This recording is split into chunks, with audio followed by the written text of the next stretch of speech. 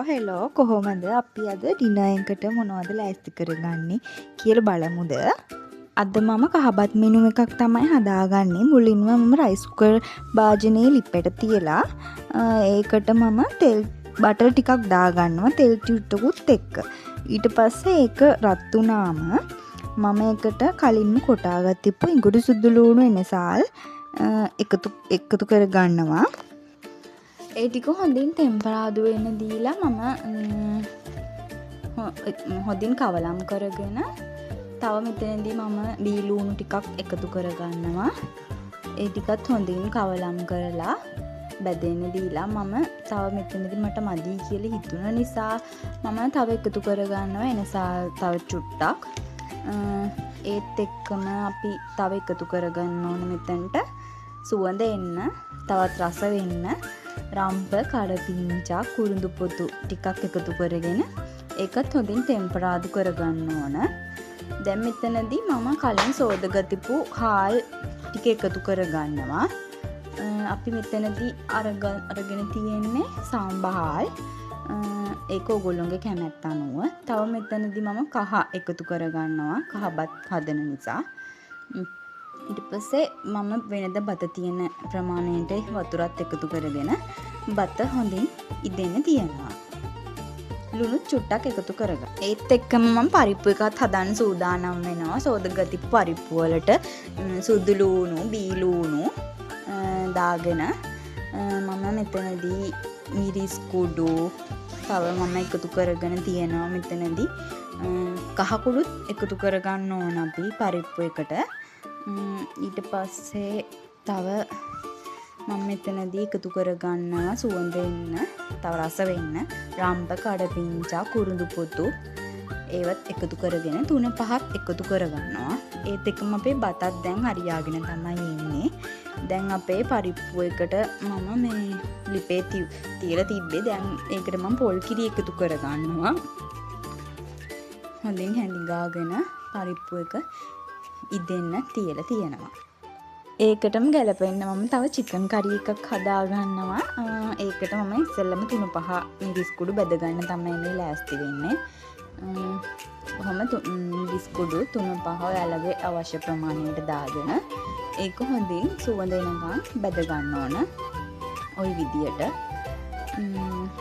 ওই විදියට බෙදගෙන ඒක අපි සෝදගතිපු මස් එකට එකතු කරගන්න. දැන් අපේ පරිප්පුවත් ඔන්න හැදිලා තමයි තියෙන්නේ. මම මේක තව ටිකක් හිඳ ගන්නවා.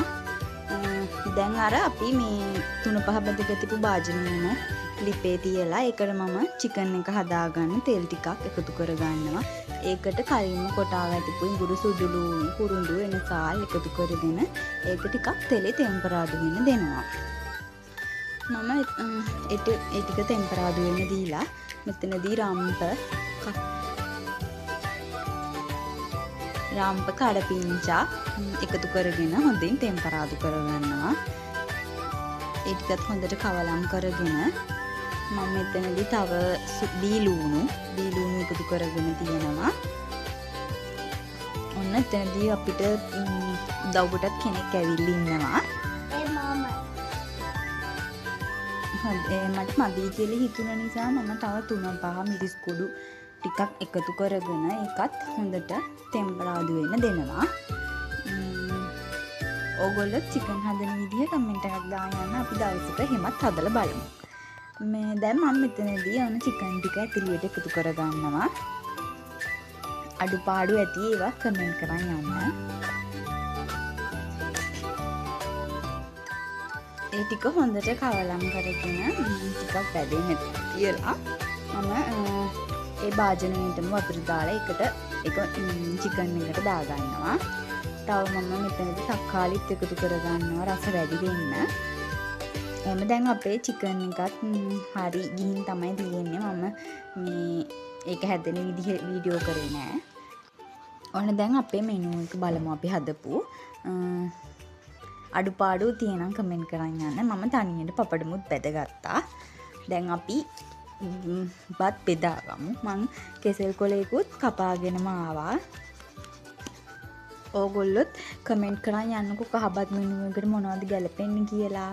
අපි දවසක එහෙම හදලා බලමු. මේ මං දාන පළවෙනි vlog එක අඩුපාඩු ගොඩාක් ඇති. ඒවා ඉතින් ඔයගොල්ලෝ කමෙන්ට් කරන් යන්න. කැමති අය අපේ වීඩියෝ බලන්න කැමති අය අපිව subscribe කරලා තියාගන්න. ඔන්න අපි අද රැට කෑම හැදුවේ මෙහෙම තමයි. තවත් කෑම වීඩියෝ වලින් අපි හම්බෙමු. ඉතින් ඕගොල්ලොත් මෙහෙම හදලා බලන්න. ඕගොල්ලෝ හදන විදිහත් අපිට කමෙන්ට් කරන් යන්න. ඉතින් අදට අපි ගිහින් එන්න. ඕගොල්ලෝ හැමෝටම බුදු සරණයි. අපේ වීඩියෝ බලන ඕගොල්ලන්ට ගොඩාක් ස්තුතියි. අදට අපි ගිහින් එන්නම්.